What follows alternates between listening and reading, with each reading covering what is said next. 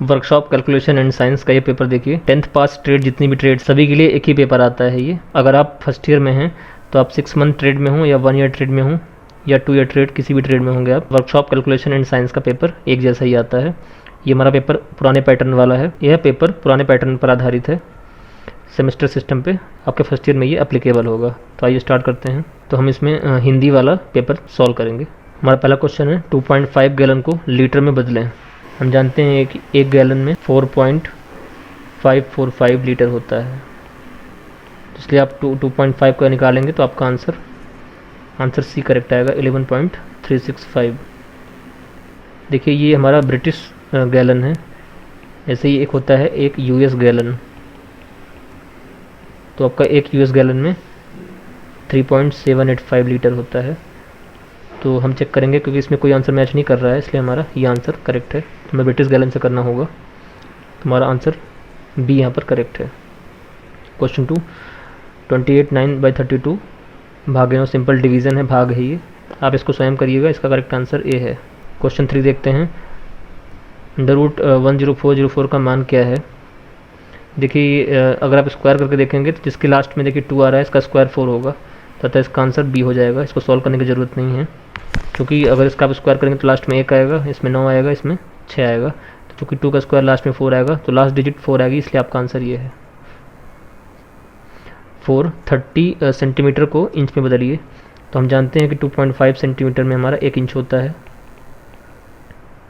इसलिए हमारा 30 सेंटीमीटर में हो जाएगा आपका ये आंसर बी करेक्ट है, 11.81 इंच आएगा। एल्यूमिनियम का घनत्व डेंसिटी कितनी होती है, ये आपका साइंस का पोर्शन है, ये आपको रटा होना चाहिए। एल्यूमिनियम की डेंसिटी 2.7 ग्राम पर सीसी होती है। 6 इलेक्ट्रिक लैम्प फिलामेंट बनाने के लिए, देखिए यहाँ पे हाई टेम्परेचर होता है, जिसका मेल्टिंग पॉइंट सबसे ज़्यादा होगा उसी का हम प्रयोग करेंगे। यहाँ पे टंगस्टन हमारा करेक्ट आंसर है। 7 112.5 किसका 75% है। मानते हैं x का 75% 112.5 है, तो आप यहाँ से x निकाल लीजिएगा। 150 इसका करेक्ट आंसर है, आंसर सी यहाँ पे करेक्ट है। Density of aluminium, question 8, 45 kilogram के मिश्र धातु में कॉपर की मात्रा 27 kg है। देखिए आधा इसमें 27 kg कॉपर है और 18 kg जिंक है, तो कॉपर का परसेंटेज निकालना है। 27 और टोटल 45 है, इंटू 100 कर दीजिए, तो ये आपका परसेंटेज ऑफ कॉपर आ जाएगा। तो आप इसको अगर सॉल्व करेंगे तो आपका आंसर आएगा 60%, सी आंसर करेक्ट है आपका। 9th, A/B 5:4 है और B/C 6:7 है। तो अब देखिए B यहाँ पर 4 है और B यहाँ पे 6 है, तो अगर हम ऊपर पूरे में 6 का गुणा कर दें, नीचे 4 का गुणा कर दें, तो आप इक्वेशन अनुपात A/B/C फाइंड आउट कर पाएंगे। तो ये आपका 30, 24, 28 आएगा। 9th का बी आंसर करेक्ट है। 10 विक्रय मूल्य 60, विक्रय मूल्य 600 रुपये में 25% लाभ है। देखिए अगर 600 में बेचा है तो 25% का लाभ है, तो क्रय मूल्य क्या होगा। देखिए अगर 25% लाभ है तो अगर 100 रुपये का अगर क्रय मूल्य रहा होगा तो 125 में बेचा जाएगा, किंतु इस बार हमें 600 रुपये में बेचना है, तो हमारा क्रय मूल्य कितना है फाइंड आउट करना है। तो आप इसको क्रॉस मल्टीप्लाई करिएगा, यहाँ से x निकालेंगे तो ये आपका आ जाएगा, ये आपका 480, ये बी आपका करेक्ट आंसर है। 11 ब्रोंज किसकी मिश्र धातु है, कॉपर प्लस जिंक, ये आंसर करेक्ट है। लगाए गए बल को हटाने के बाद कोई धातु अपने वास्तविक शेप में लौट आती है, इसे हम इलास्टिसिटी कहते हैं।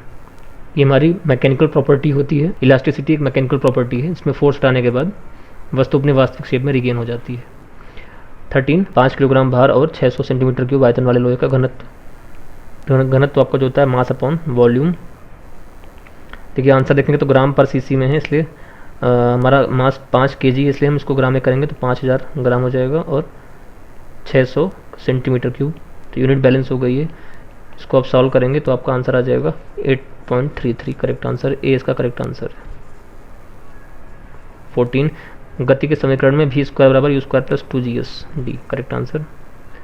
15 50 किलोमीटर प्रति आवर की गति से चलने वाली कार 45 सेकंड में रुकती है, उसका देखिए एक्सेलरेशन है ये, रिटार्डेशन या त्वरण बोलते हैं इसको, मंदन या त्वरण, जो तो वेलोसिटी अपॉन टाइम, तो स्पीड 50 है, और चूँकि देखिए यूनिट आंसर देखिए मीटर पर सेकंड में है, इसलिए हम किलोमीटर में है, ये सेकंड में दिया हुआ है आपकी टाइम, इसलिए इसको हम कन्वर्ट करेंगे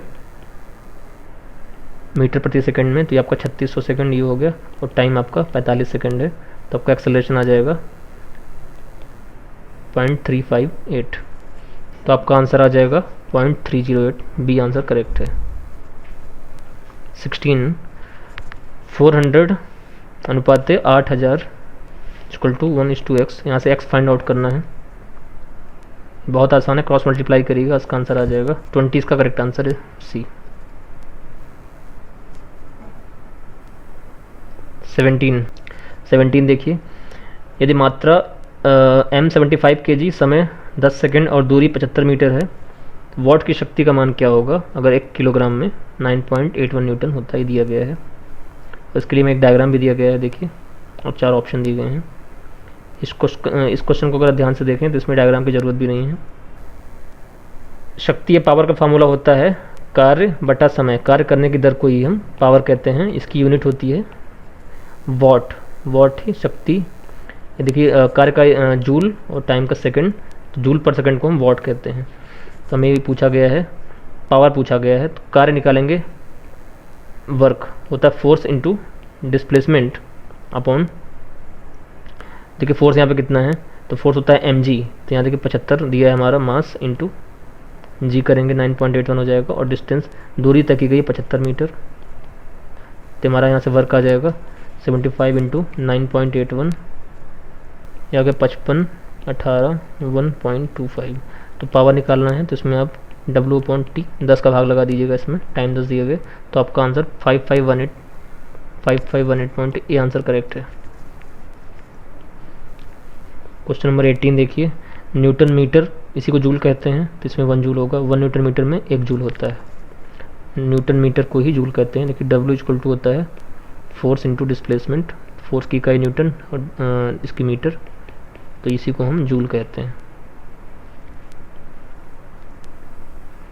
क्वेश्चन नंबर 19 देखिए, 5/16 भागे 5/32, छोटा क्वेश्चन है ये, 5/16 गुणा, इसको उल्टा कर दीजिए, 32 भागे 5, तो ये कट गया, 2 आंसर करेक्ट है, सी आंसर करेक्ट है, 19 का सी।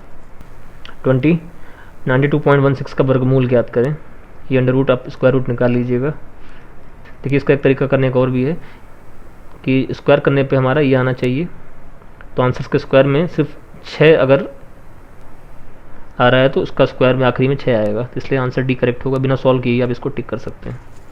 21 सिलेंडर का डायमीटर 40 mm है, डायमीटर अपॉन लेंथ 2:7 है, और डायमीटर दिया हुआ है, 40 दिया हुआ है, तो हमें एल निकालना है। एल हो जाएगा आपका 40 × 7/2, तो ये आपका हो जाएगा 140, तो बी आंसर करेक्ट है यहाँ पे। 22 कार्य करने के लिए एक बॉडी की क्षमता, कार्य करने की क्षमता को हम ऊर्जा कहते हैं, आपको पता होगा, ये सी करेक्ट है। इनपुट अपॉन आउटपुट क्या कहलाता है? देखिए इनपुट अपॉन आउटपुट कुछ नहीं होता, आउटपुट अपॉन इनपुट को हम इफिशिएंसी कहते हैं। इसका आंसर नन ऑफ दीज। 24 देखिए, 11/13 इज इक्वल टू x/91, तो x का फाइंड आउट करना है, तो 11 × 91/13 होगा ये। इसको सॉल्व करने के बाद आप देखेंगे कि आपका आंसर 77 आ रहा है, करेक्ट आंसर है। 25 0.75 और 0.95 को उचित भिन्न में बदलिए, तो ये आपका 75/95 हो जाएगा। इसको आप सॉल्व करिएगा, आपका आंसर 15/19 आ जाएगा, तो आपका ये आंसर करेक्ट है, 15/19। इसको अच्छे से अभ्यास करिए, दोस्तों को शेयर करिए ताकि वो भी प्रैक्टिस सेट सॉल्व कर सकें। Thanks for watching.